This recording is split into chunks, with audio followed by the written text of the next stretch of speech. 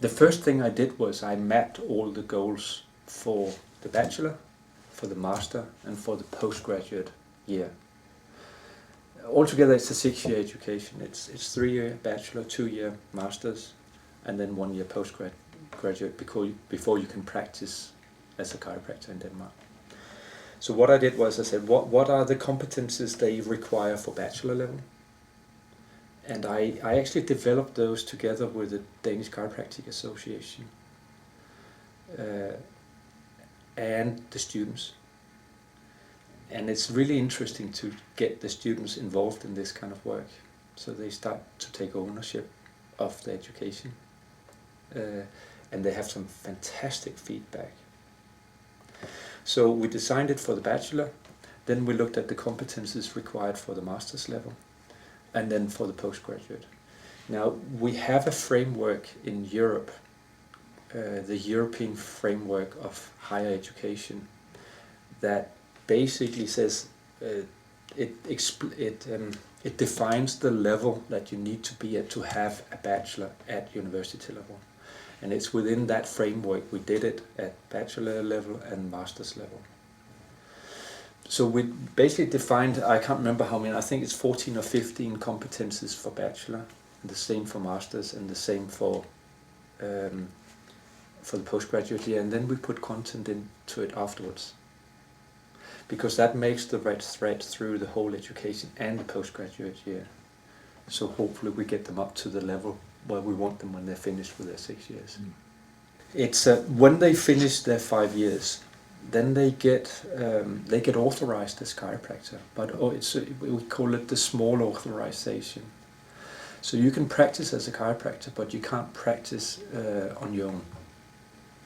You need the postgraduate year to be able to practice on your own. It's a preceptorship. Yes, exactly.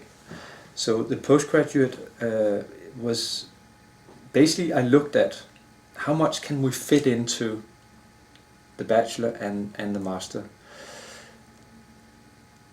And the reason I did that was because at the bachelor level, 80% of our program is taught together with the medical students. And it leaves very little room for the chiropractic. So we needed to be very sure that they have all the skills. So we looked at how much can we put at bachelor level, how much can we put at master, and what do we then need to put into the postgraduate course to make sure that we have some chiropractors who know what they're supposed to know. And we did this with the Danish Chiropractic Association, but also with the Danish health authorities, because the Danish health authorities are the ones that regulate our postgraduate program. And we had to do it together with them. So I basically made a logbook system as well for that. I made our postgraduate courses, or postgraduate internship as well. And the good thing is that I was involved in it is because I know the program so well, so I made absolutely sure that we had all the skills in there, so that we have a complete chiropractor at the end of the program. It is not the ideal way of doing it. The ideal way is actually to have a full 6-year program. But the 5-year program gives them enough, give them the basic skills. What they need is they need the patience. And the patience is what they get in the postgraduate internship. Okay. So it's structured with weekend courses. I can't remember how many. I think it's 8 weekend courses during a year. Then there are half-day seminars as well, and then there are assignments in between as well. Now that's sort of the teaching program. Then there's the program with the principal, where they work, where they have a logbook as well, where they go through certain amount of skills with, for example, the X-ray equipment, with learning how does the reception work, learning how to deal with an acute headache patient, acute torticollis, whatever it is. So they have certain things they have to go through and they have to have seen, and if they haven't seen it, then it's up to the principal to make sure that they do see it. We call that complex cases. Exactly. That's the ones. So we have a number of those. How long did it take you to take the program as it was and put it and make it as it is now? With all, you know, the projects you have, with the It's the taken me 10 technique. years. 10 years. Yeah. I think that it's difficult at a big university because the big university is things take time. But I think the secret to get things through and get the faculty to actually recognize that you're a serious player is to show them that what you do, you don't only do it for your own education, but you do it for the faculty as well. So that the faculty can see that the faculty will actually benefit in investing time and money in your program, because they can benefit with it with all the other educations they have.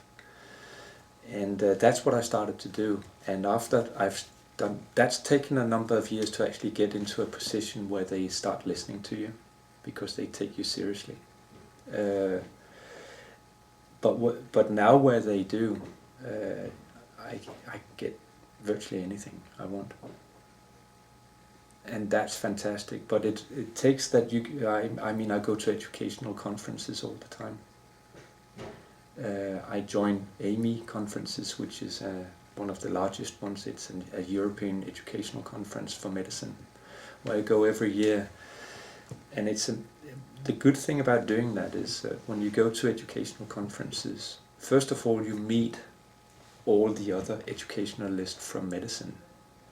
You know what they're thinking about your own profession. I'm usually the only chiropractor there. But medicine has a lot to offer in terms of how they do education. And I think we as chiropractors should start learning from that. Go outside our own profession and start learning from other professions. Because they have something to offer. We do too. And we should start showing that to the medical profession. They have a lot to learn from us too. Once they go out in the field of being solo practitioner, working in the hospital or working in private practices, do they keep on using the same techniques that you teach them, or do they kind of it's a good amalgamate other things? And do you have any surveys of...